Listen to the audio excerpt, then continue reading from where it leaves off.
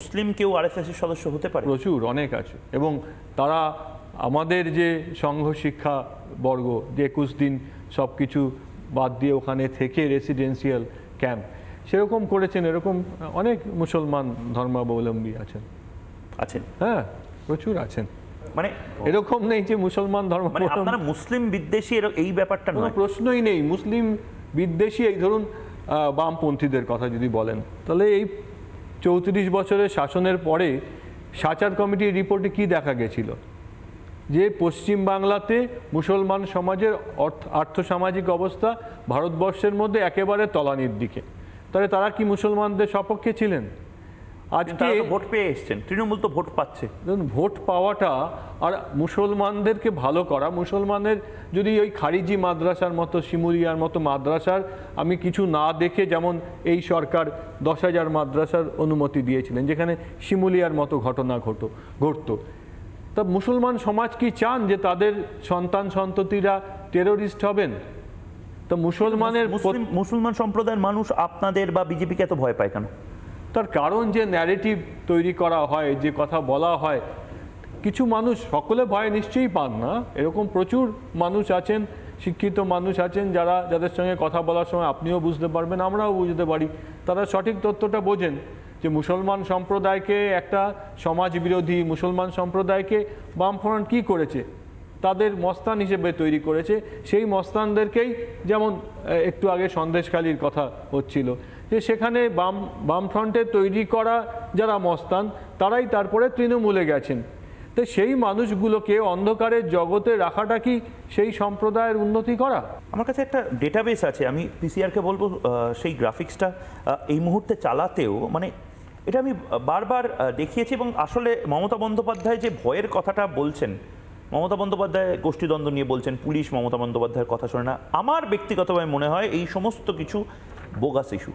মূল মমতা বন্দ্যোপাধ্যায় যে ভয়টা পাচ্ছেন জিষ্ণুদা, তা হলো 5% ভোটের এদিক ওদিকে। তৃণমূল 45.76% ভোট, এই ভোটটা তৃণমূল কংগ্রেসের কাছে ছিল, আর বিজেপির কাছে 38.73% ভোট। এবার 5% ভোটের এদিক ওদিক যদি হয়ে যায়, তৃণমূল পাবে, তৃণমূলের থেকে 5% হিন্দু ভোট, সেকুলার ভোট যদি কমে যায় 40.76% হয়ে যাবে, আর বিজেপি একেবারে 44% ভোট প্রায় চলে যাবে, 43.73% ভোট। এবং এটা ক্লিয়ার।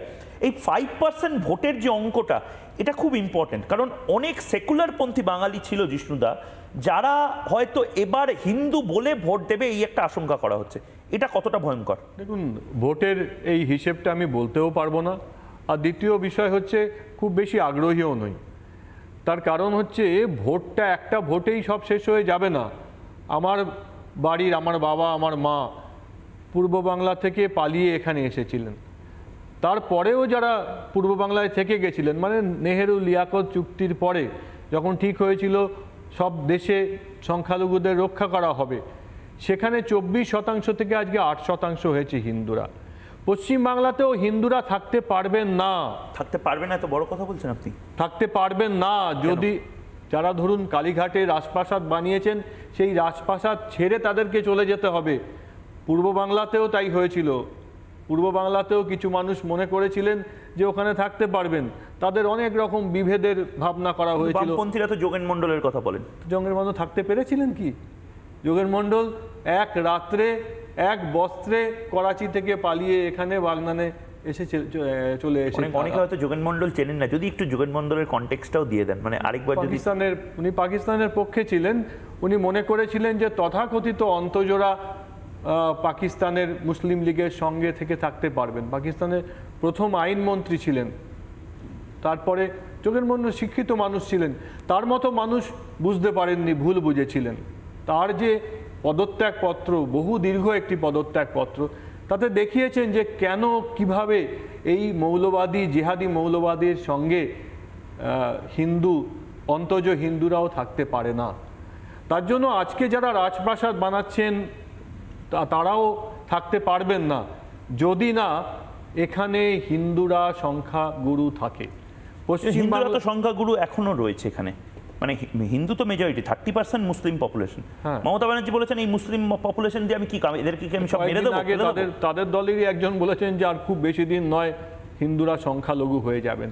এবং সব কিছু দেখলে এটা বোঝা যায় যেভাবে ল্যান্ড জেহাদ হচ্ছে, যেভাবে বিভিন্ন জায়গায় হিন্দুদেরকে সরিয়ে দেওয়া হচ্ছে, প্রত্যেকটা জায়গায় এক একটা ল্যান্ড জিহাদের ব্যাপারটা কি, মানে এটা যদি এরকম মানে ধরুন পরিকল্পিতভাবে বাইরে থেকে হয় না আপনাদের ন্যারেটিভ, এটা সত্যি করে বলুন। আমি তো অনুরোধ করব যে ডায়মন্ড হারবারে যেখানে ধরুন গতবারের নির্বাচনের পরে 6 জন মানুষ সারা ভারতবর্ষের যে ইতিহাসে বিগত 20 বছর 30 বছরের মধ্যে একটা পার্লামেন্টারি কনস্টিটিউয়েন্সিতে শুধুমাত্র রাজনৈতিক কারণে 6 জন মানুষের মৃত্যু হয়েছে, এরকম অন্য কোনো ভারতবর্ষের অন্য কোনো জায়গা দেখান। কিন্তু ল্যান্ড জিহাদটা ডায়মন্ড হারবারে, এবারে ডায়মন্ড হারবারের এক একটা জায়গাতে বিস্তীর্ণ জায়গা জুড়ে এক একজন মানুষ, মানে সে টাকাই বা কোথা থেকে পাচ্ছে, সেই টাকা দিয়ে এতটা জমি কেন কিনছে, অদ্ভুত বিষয়। যে জায়গাগুলো হিন্দুদের জমি ছিল সেই জায়গাগুলো তারা বিক্রি করে দিতে বাধ্য হচ্ছে।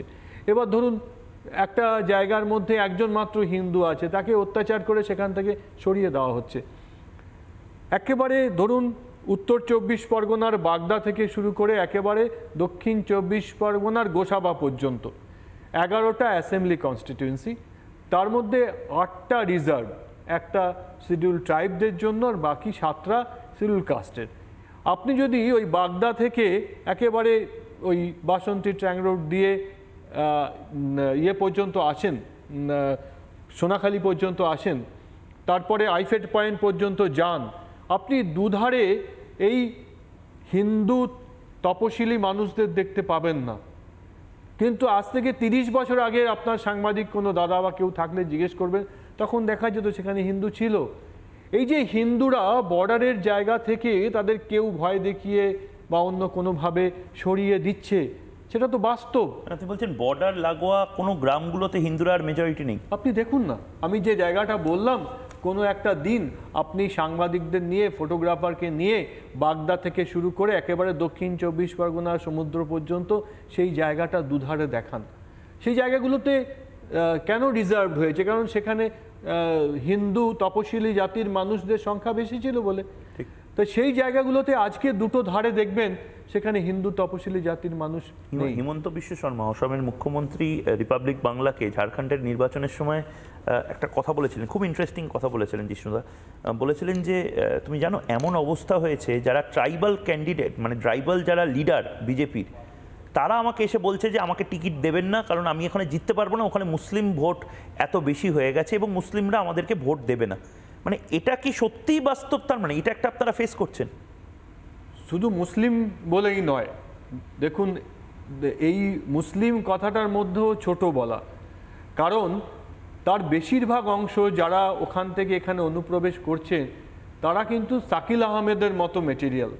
ওই যে খাগড়াগড়ের বিস্ফোরণের সময় হয়েছিল না, নদিয়াতে শাকিল আহমেদ এলো, বামফ্রন্টের সহযোগিতায় সে ভোটার কার্ড করলো, করার পরে সে স্লিপার সেল তৈরি করলো, তারপরে শিমুলিয়া মাদ্রাসার মতো এরকম খারিজি মাদ্রাসা থেকে সেখান থেকে মেয়েদেরকে সংগ্রহ করলো, তারপর এক একটা স্লিপার সেলে আইইডি ইম্প্রোভাইজ এক্সপ্লোসিভ ডিভাইস বানানোর জন্য কারখানা তৈরি করলো। এই মডেলই এখানে আছে এবং এই মডেলগুলো সামান্য রাজনৈতিক কারণে, ধরুন কেউ কোনো মস্তান বলল যে এই দুটো জিপি আমি দেখে দেবো, সেই রাজনৈতিক মদত সে পেল, পুলিশ তাকে বলা হলো যে এর এগেনস্টে কিছু করা হবে না। আপনারা দেখেছেন যে শাহজাহানকে নেওয়ার সময় প্রশাসনের ভূমিকা।